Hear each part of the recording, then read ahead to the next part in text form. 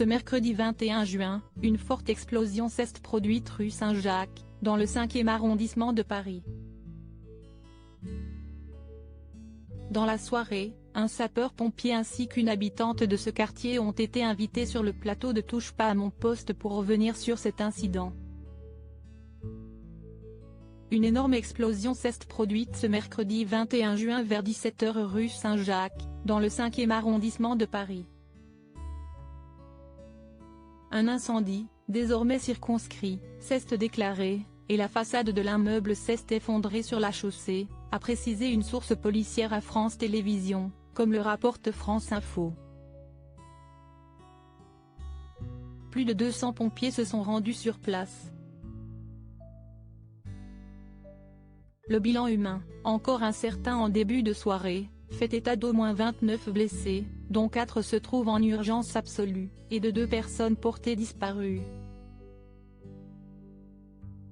Un bilan qui reste toutefois à consolider, a rappelé le lieutenant-colonel David Hanotel, représentant de la Fédération nationale des sapeurs-pompiers de France et invité ce soir sur le plateau de TPMP. Il était accompagné de Karine, témoin de l'explosion, a précisé Cyril Hanouna, avant de l'interroger. « Je vous sens pas bien. » Je suis choquée encore, lui a-t-elle répondu, elle qui habite au milieu de la rue Henri Barbus, à 2 pas seulement de l'endroit où s'est produite l'explosion.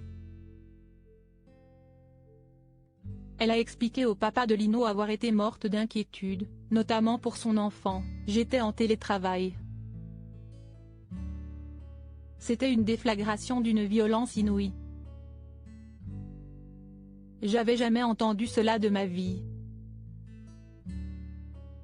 Mon fils, âgé de 16 ans, était dans sa chambre, il a couru. On savait pas ce qu'il se passait.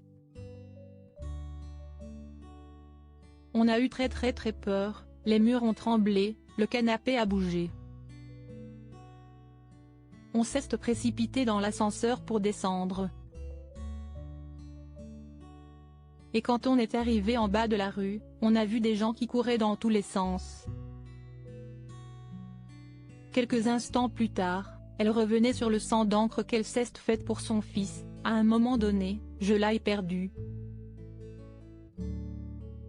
Heureusement, tout va bien pour lui car sa mère a assuré qu'il était en sécurité. » Mais elle se dit choquée pour les gens et se fait notamment du souci pour son médecin qu'elle était censée voir aujourd'hui avant qu'elle ne décale son rendez-vous.